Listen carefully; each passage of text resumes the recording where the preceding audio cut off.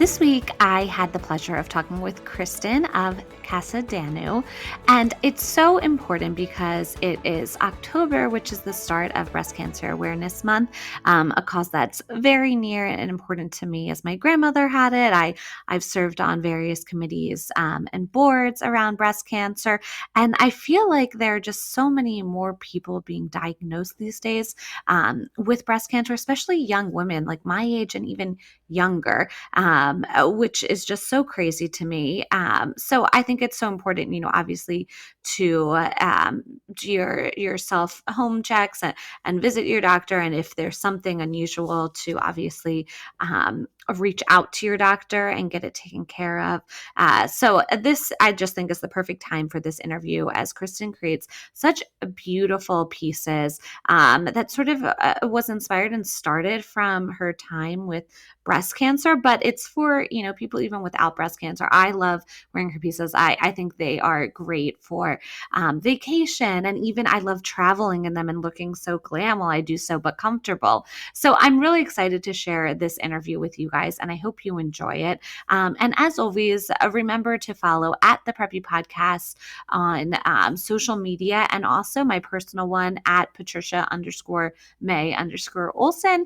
I love to hear from you guys and what you think of the podcast, which episodes you love, and what brands you're loving to discover. We have a lot of exciting things coming out soon too, with the new website. I know the website's kind of been down and not its greatest recently, but it's because we are working behind the scenes with Elizabeth of Site Culture and more to create a really fun new platform for you guys. All right, so why don't you let everyone know who you are, where you live, and what you do? Yes, so I am Kristen Chester. I am the founder of Casa Danu, which is a sustainable women's wear brand focused on big, bright, bold, print-forward caftans, kimonos, matching sets. And I live in Atlanta. I'm from Los Angeles originally. I'm very much a California girl, but have been in the South for a very long time and absolutely love it. Yay! And I am wearing one of your pieces today. For those who are watching the video version of this, they can see that. And we met through the Southern Sea, which I always talk about on here. It's such a great group. I know you probably feel the same way. It is, it's a game changer. I tell people all the time, like the Southern Sea, I didn't know what to expect going in. And to be honest, I was pretty intimidated. But going in, it was the best business decision I've made for 2024, was attending the summit and then being part of the membership. And I think not only from a business sense, but just the relationships you build, it's phenomenal. And I've been a part of a number of different women's programs and mentoring groups and networking groups, and I haven't found anything like it. So highly recommend it to anybody out there who is in a business, starting a business. It's just a great place to be around with a lot of inspiring women. Yeah, for sure. Well, I'm so excited to learn more about you today. So let's start at the beginning. What were you like as a kid? Were you someone that was like super into fashion, someone that was creative or like very entrepreneurial? What was your childhood like? Yeah, so I was thinking about this, and I was a painfully shy child, like painfully shy. I was always more comfortable with the adults than with the kids. I read a lot, and I was never somebody who considered herself artistic. Other people didn't consider me creative or artistic, but when I look back on it, I did do a lot of. I was always into dress up. I was always experimenting with painting techniques, and it looked different than everybody else's. I was always doing lanyards and friendship bracelets and all of these different types of things. And then when I kind of got a little bit older, I was helping to plan parties. And I was one of those things where, if I was in art class, I was not the one who was standing out, right? But if I look back on it, I was like, no, actually, I was creative in very kind of different ways than maybe what you generally think of artistic or creative. Yeah. That makes total sense. I'm surprised to hear though that you were so shy, because I feel like you're so well spoken, and so you must have came into that later then. I feel like I really didn't come into that until college and post-college. I think it was just me kind of growing up and blossoming, and finally I'm a very, very social person, and I just love to connect with other people and connect people, and I think that's kind of the way it came out eventually, but um, definitely very shy and reserved for a long period of my life. Yeah. So, speaking of college, then tell me about where and what did where did you attend and what did you study?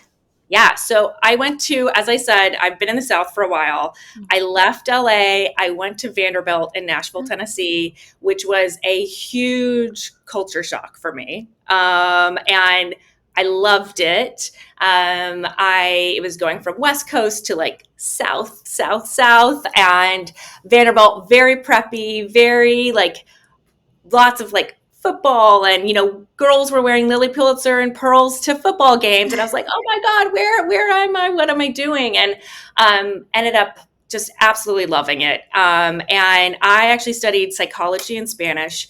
The plan was for me to go get my PsyD and become a clinical psychologist. Wow. um, I decided not to do that. I was working in a lab on teenage and adult depression, and I really loved the kind of working with the patients aspect, but I hated the research. And Mhm. so I said, you know what, maybe this isn't for me. What's another route I can take where I'm using my psychology degree? I decided to apply to consumers. So after school, I went into marketing, back in LA, working for, and the automotive industry, hospitality, and then some tech startups. Very cool. I did not expect the psychology degree um, to come from you with an answer, but I kind of feel like that makes a little sense now thinking about your brand and like it's all about how it makes you feel. So I think that's funny how that wove together later, studying that.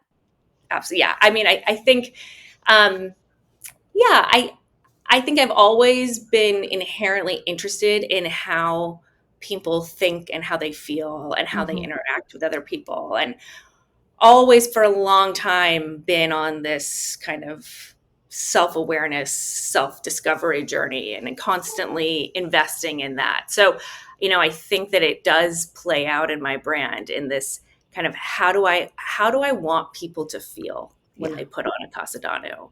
And that's really what I'm going for when I'm thinking about building out designs and prints and how I engage with people. So I definitely think there's probably a connection there. Yeah. Okay. So your first career then was in marketing. How long did you do that, and kind of what was your career journey leading up to starting your own business and being an entrepreneur? Um, I mean, I guess there's some.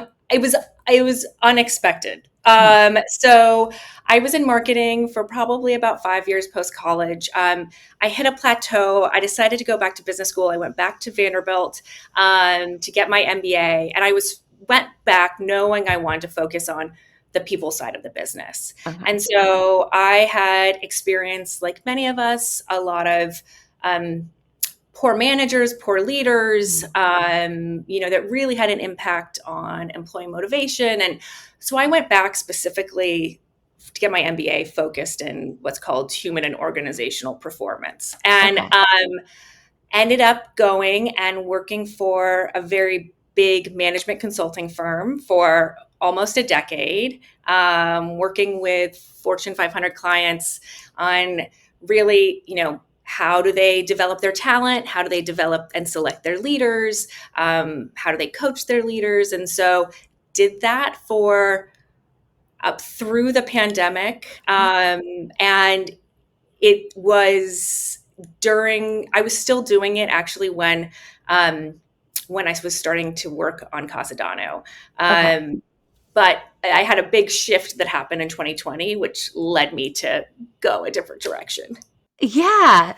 Oh my gosh. So let's talk about that big shift because I feel like it's such a big part of your story, and you're so good at sharing it and awareness. So I'd love for you to share kind of what happened that led Yeah, to of this. course. So in January of 2020, I was 6 months pregnant with our son, Rowan, who's now 4 years old. And I was diagnosed with triple negative breast cancer. Um, so, I mean, you can imagine it was, and I got the diagnosis call when I was at a client site in Mexico, get the call from the doctor, and I had gone in for a biopsy earlier, like the week before. Mhm. And, you know, I had this sinking feeling, but I was really hoping that that wasn't going to be the case. And I just remember I was walking out of my client's building to go to lunch with them, and I get the call, and I said, I'm going to have to take this and go back. And um, got the call, immediately called my husband, sobbed on the phone together, called my parents, sobbed on the phone together. They moved hell and high water to just get me on a flight out of Mexico to get back to Atlanta. Yeah. Um, and so it was a very scary and interesting time, especially considering I think it would be that for anybody at any time, Yeah. but 6 months pregnant and not knowing what does this mean? What does this mean for my Yeah. baby? How do I move forward? And so that jump started a lot of things for me. Yes, I can imagine, especially getting that news while you're in Mexico, like, so far from home. I feel like I'd be so anxious and, yeah, so tell me about then, um, how that jump started and, like, the good that came from that then, essentially. So, um, when you're going through cancer treatment, as I'm sure, I bet anybody who's listening either has been impacted by cancer in some way, shape, or form, Yeah. whether it's a parent, whether it's a family member, whether it's a friend, whether it's a grandparent. Um, and it is a very depleting experience. And I was in bed a lot, right? So I was going through chemo, had a newborn, and I was then going and having a double mastectomy. So recovering from surgery. So, and it was also 2020, right? So Yeah. my son was born in April 2020. Um, and like right when lockdown was happening. And so I was in bed a lot, and I was basically in bed and then the doctor's office. And I was going back and forth and back and forth. So during that time, I was just in this uniform of like these very cheap men's button downs from Target, these gigantic fleece pajamas. Um, and and I felt like I had lost a part of myself. And I remember walking by a mirror one day, and I was balding, I had rashes everywhere, I was postpartum, I was exhausted, and I just said like, this isn't you. Like, where did you go? Yeah. And I just in that moment wanted anything to make me feel like myself again, to make me feel beautiful, to make me feel alive, to make me feel vibrant. And maybe it was chemo brain, I don't know. But I was like, you know what I really want? I just want some like super fun, incredible, like prints, psychedelic, colorful caftans that I could just float around the house in and Yeah. feel fabulous when like I'm at my like least fabulous. Yeah. And so from there, I just started honestly talking about my caftan life. It was almost like this escape for me during this really hard time. Mm. And I was in bed all the time. So I started sketching. And again, like no art background, no fashion background. I started taking classes online on how to do Nice. fashion sketching. I was pulling inspiration from everywhere. And so it really started there. And to be honest, it was a creative outlet for me. And I just joked around about it for a lot. And then finally, a few months later, I was with a group of women. We were, it was socially distanced. So we were outside having wine. And I started talking about it. And one of them turned to me and said, well, I want that. That sounds amazing. I would love exactly what you're talking about. And it put a little bug in my ear. And then pretty quickly afterwards, I ended up back in the hospital because I had an infection in my right breast, kind of post surgery. And I was there for a week. Okay. And I remember I went in on Mother's Day, and so my first Mother's Day. And And I was so bored. I like watched all the Netflix. I like read all my books. I couldn't work because I was on medical leave, and so I just Googled how to start a fashion brand. Oh my gosh. Started like deep diving into all of these articles and experts, and um, ended up finding an incubator for sustainable fashion startups called Factory 45, and on a whim just applied and started it. And kind of once I got in, I was like, okay, we're doing We're doing this. it. And Yeah.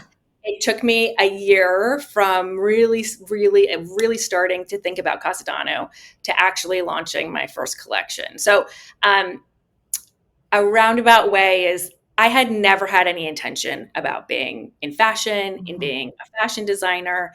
I have no background, no experience. But, it was something that was a real creative outlet for me when I think I needed it most. And then just kind of took the signs from the universe, if you will, and gave it a shot. Oh my gosh. Wow. Well, first of all, how you're such a strong woman. I mean, to go through all of that. And then also, I just love this brand for you because I think it sort of gave you hope and it sounded like something to do and distract you and look forward to. And now you're able to share it with so many other people, other women going through breast cancer or other cancers or illnesses, and even just people, who may not be, but are able to wear these beautiful pieces to make themselves feel great. And I just love that.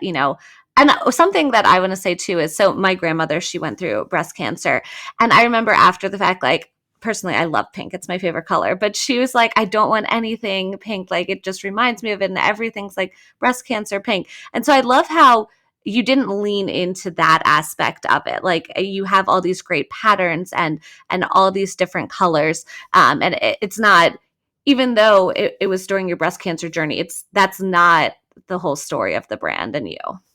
Totally. And I think it was something that I had to think really hard about, was like, to me, like, this isn't a cancer brand, right? Yeah. Like, I am here absolutely as an advocate and to help support the cancer community.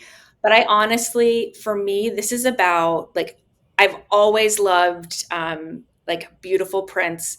I've Hmm. always been interested in, like, and kind of when you were talking about my childhood and as I was into fashion, and I was never somebody who was like drawing fashion or whatever, but I was always really interested in it. And I was the Yeah. girl who, for prom and homecoming, when other girls were going to the mall to get their dresses, I was like trekking out to Melrose and La Brea to like go to like these really different shops to find, like, I want a unique piece that nobody else is going to have. Yeah. And that to me is a huge part of this brand. Is I love Hmm. prints, I love color, I love pieces that you're not going to see anywhere else. And for me, it's about helping as many women as possible feel as beautiful and as alive as they possibly can. And especially women who are going through cancer, right? But I Yeah. think that there are so many, especially I think after you've had kids, or if you've been through something traumatic, or as you approach middle age and get into menopause, a lot of us feel like we've lost a part of ourselves. Hmm. And so that's who I really build the brand for. Yeah. I love that. um so let's talk a little bit about the design aspect of it. So you mentioned this incubator you applied for, and that's kind of how you got started, right? So what did that help with? Locally here in Philadelphia, we have the Philly Fashion Incubator, and I'm sure other cities have incubators that could help. But I think that's such valuable information because I don't think I have that many people on the podcast who've gone through an incubator like that. But it's such a great resource. So share some of that with everyone.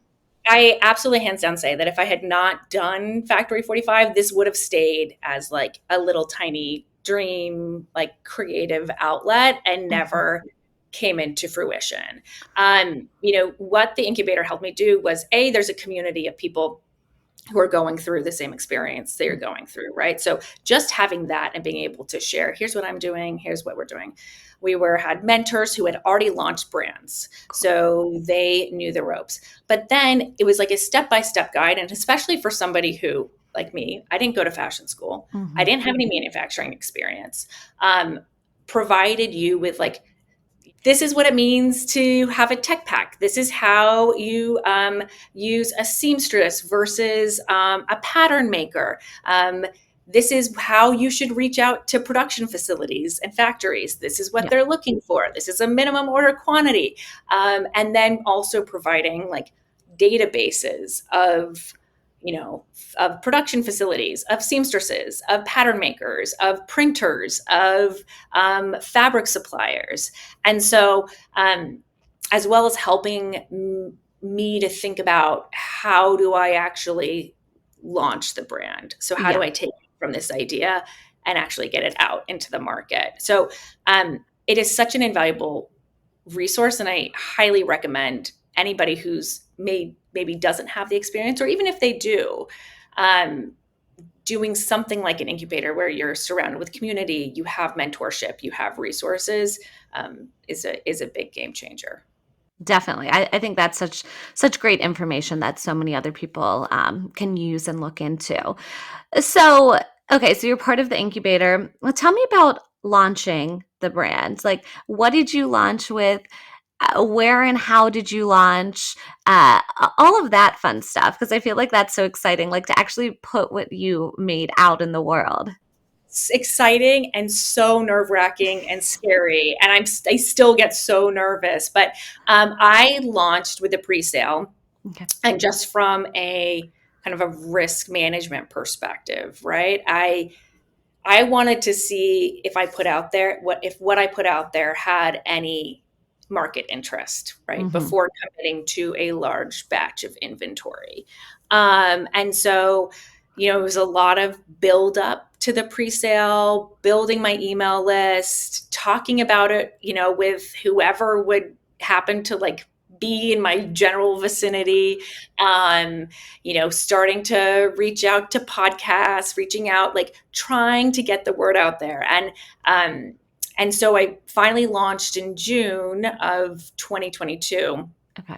And it went really well. I was able to sell a lot more pieces than I thought I was going to be able to, which was really exciting and reinforcing. And then came like another hard part was then, okay, now we have to manage production. Yeah. And, there's, especially with the first run of production, there's always complications, there's delays, you're trying to figure out how to work with the other person. I'm coming from the sense of I've never done this before. And so learned a lot during that process. And then was able to finally deliver kind of on my pre-sale a few months after I had launched. And I will be very honest, like after working on it for a year and a half, I was totally exhausted. I was like, I'm never going to have a creative idea again. And like I delivered all of my pre-sale orders, and I was just like, okay, I give up. I'm going back to my consulting job. Like I did it, check the box, let's move on. And then about a week later, I had lunch with a customer who's turned into a friend, and we were talking, and she's a big supporter of mine and my products. And she was like, Kristen, would you ever think about creating like a vacation capsule? Something where like I could just like throw everything together easily into a suitcase and head off. She goes sailing in like the Bahamas a lot. And and I was like, oh. And then all of a sudden, like the sparks started going again. And I was like, okay, new collection. We're doing it. We're moving forward. So it was a long journey. I think that's something that I would share with anybody who's starting out, is to not be discouraged by the fact that it's taking longer than you want it to, because it is going to, and that it's not perfect out of the get-go. And it's kind of, my husband has been really great and supportive. And one of the things he told me once is, Kristen, like, you think the Casa Danu stories, like, is done, at my kind of low point. He goes, but the thing is, like, it hasn't even been written yet. Like, you're Yeah. just starting to write it. And so launch was very exciting. And then it was trying to, like, okay, how do I come back and find that creative spark again? Yeah. That's so interesting. Yeah. As a creative, sometimes you get burnout, and it is finding that inspiration. And I think a part of that is listening to what your customers want or what your customers love about your brand and makes it so special and unique. Totally. I agree. So, for those listening, then, who might not be familiar with your brand, can you describe it like today, and what, if they went on your website, what you have there today? And obviously, we're wearing pieces, and for those who are looking at the video. Yeah, of course. So, Casa Danu is all about prints. Like, I'm a print girl. I think, like, prints, you put on a good print and, like, you have a whole outfit. You don't need to do anything more. It's like, it is just, to me, like, the epitome of effortlessly chic. You throw it on, like, you make a statement. Yeah. And so I knew that I wanted the brand to be really print focused and forward. And so come on my website, you'll see caftans, kimonos, blouses, pants. Everything's very flowy and easy to wear. And my goal was, I wanted to create clothes that were, like, as comfortable as a pair of Lululemons, but, like, made you feel super, super fabulous and chic and Yeah. luxurious. So you'll see bright colors and interesting prints. And it's really about, I just wanted my clothes to be joyful and vibrant and full of life. And so that's what you'll see if you come onto the Casa Danu website. Yeah. And so you have separates. So, like, I'm wearing a top and pants. You have caftans and like robe styles. Anything else that I'm missing? I've got I'm introducing a rope belt, Oh, yes. so that I am also testing headscarves, Oh. for both the, like, if you're going through cancer community, but I Yeah. also love just the chicness. Like, I think of a Jackie Kennedy look, right, Hmm. with a good headscarf. So I am starting to test those out. But those are really kind of my main focus. Is I wanted to stay pretty focused on a couple of cute few styles, and then Hmm. shift out for the prints, Yeah. and what they look like Yeah. different for seasons. And then you can kind of mix and match, like you said, your customer was wanting, which I love. You can do like separate pieces, and yeah. That was my goal. So, what's the hardest part about having your business, and doing this on your own? And then what's the best part, like your favorite part about it all? Yeah. So I think there are a few hard parts. I I think I mean, this is for everybody, right? But I think the just managing time and being able, Hmm. like, I still work, so I still do leadership consulting. I have a 4-year-old, and I'm trying to get this brand off the ground. And so I think, and all trying to do all of that while making sure I stay healthy and keep balanced. And I think that has been the biggest struggle for me so far. I would also say, like, in full transparency, like, the marketing element of it, right? Like, sales and marketing, like, it just doesn't, like, you can't just expect it to come, because it's not going to come, Yeah. right? People have to know about you. They have to want you. They have to have reason to want to buy.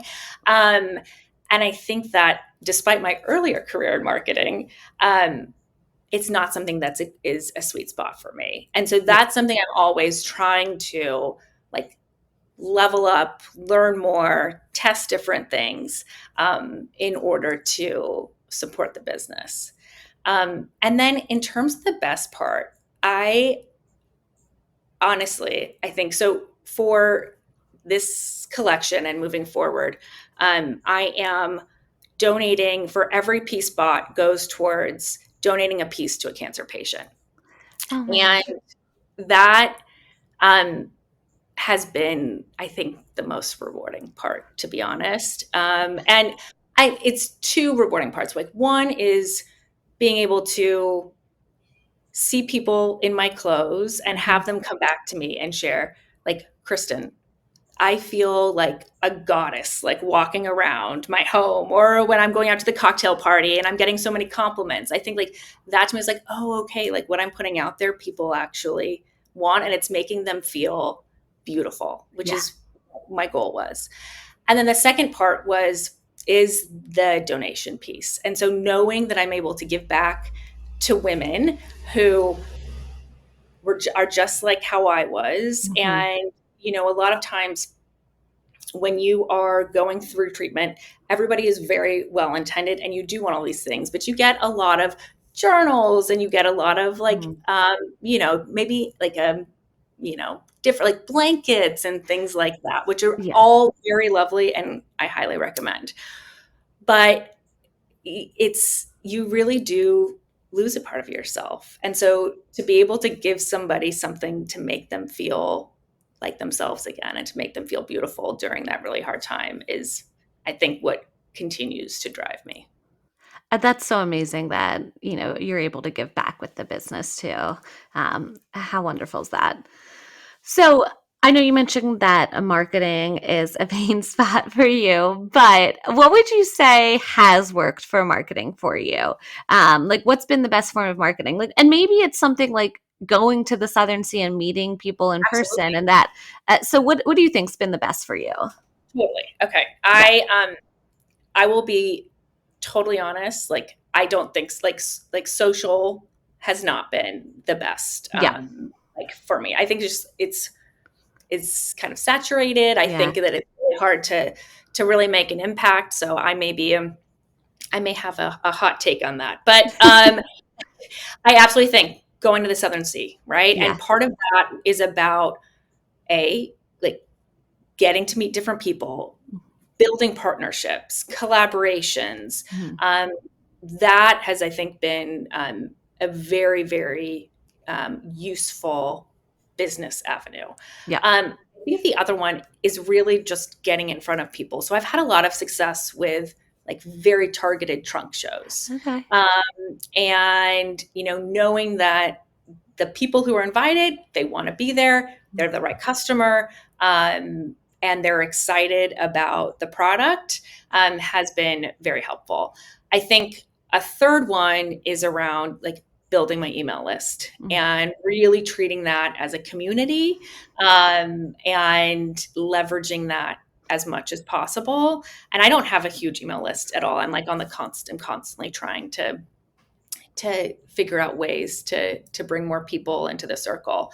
But I would say those three, and I think what is common in between those, at least for me, is really building relationships. Mhm. Um, and so I think that's what I'm also more comfortable with. And so I think it's naturally easier for me. Yeah, that makes total sense. Um, so since this is the Preppy podcast, I always ask everyone, what does preppy mean to you? So how would you describe preppy? Yes, and Patricia, I prepared. I was been thinking about it, and I was really. I'm like, to me, preppy means colorful. It means like not afraid to have some fun, Yeah. not afraid to have some whimsy in some of what you do.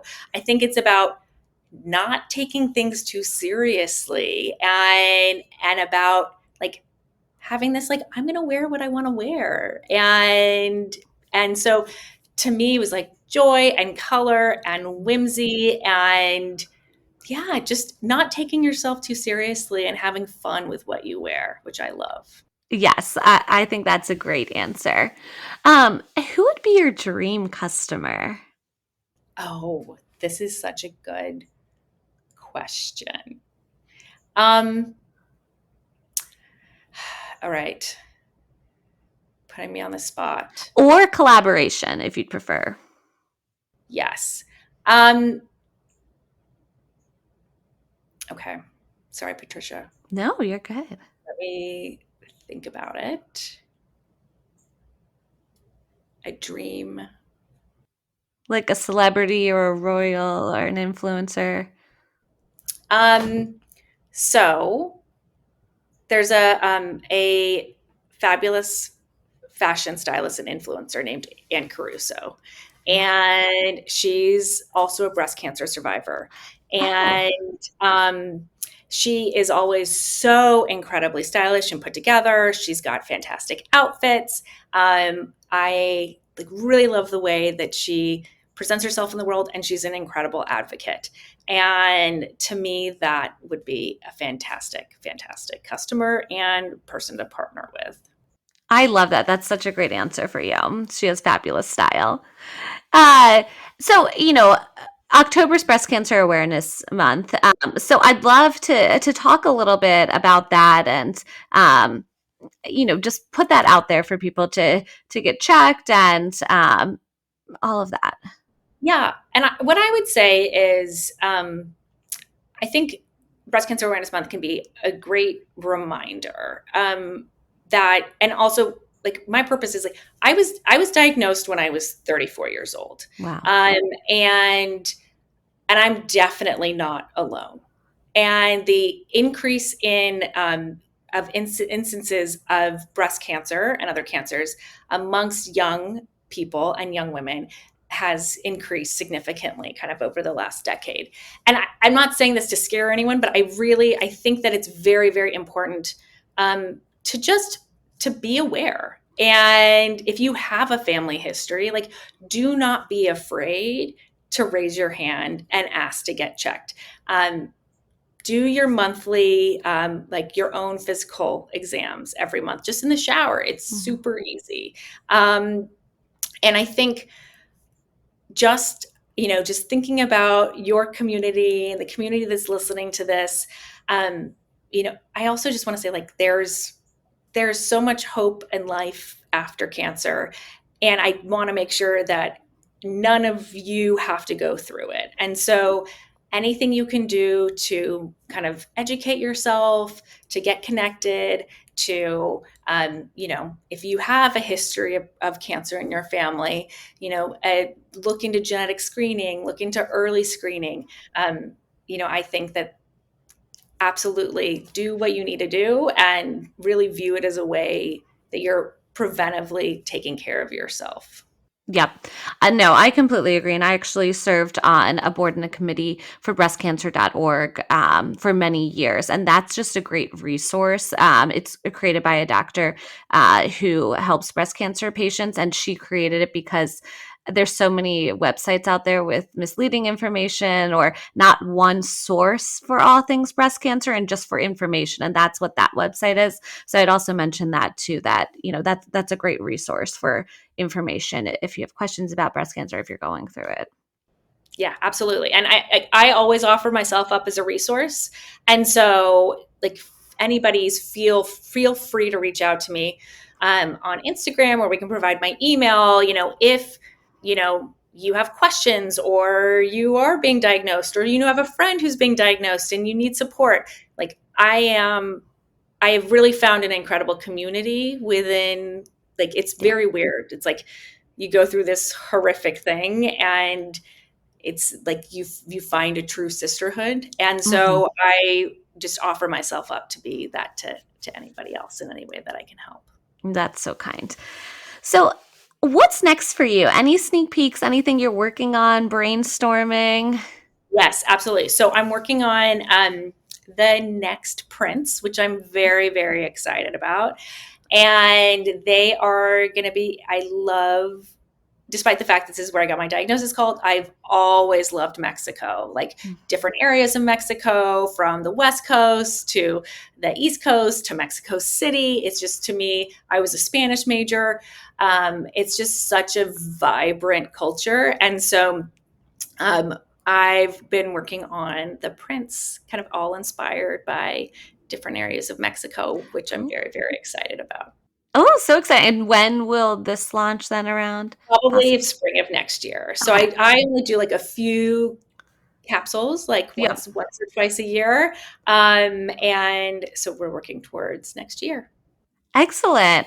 Well, I can't wait to see it. So, my final question is, where can people find you? Let them know your Instagram, any other social media, and of course, your website. Of course. So you can find me and shop at casadanu.com. That's CASADANU.com. Or at Instagram, and that's just at Casa Danu. And yeah, please reach out. Always happy to talk starting a business, being a mom and trying to juggle it all, understanding cancer, all of that. I'm always here to help. Well, thank you so much, Kristen. This was so fabulous learning more about you and your story in business. Oh, thank you so much, Patricia. It's been great. Thank you so much for listening to the Preppy Podcast. I hope this put a little prep in your step for the day. Please subscribe, rate, and review on wherever you listen to your podcast, and follow along with @the Preppy Podcast on social media.